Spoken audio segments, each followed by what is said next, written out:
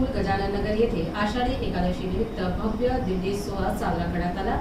यावेळी लहान लहान मुले वारकरी वेशभूषेत शाळेत आले होते। यावेळी विशेष आकर्षण स्वराज मुले, सिया जाधव, अथर्व कुमावत, अनुश्री जाधव, आरवी चव्हाण, दीप्ती शेलार, एकनाथ थापा, शौर्य मोरे यांनी आपल्या अभिनयाने सर्वांचे मन जिंकली।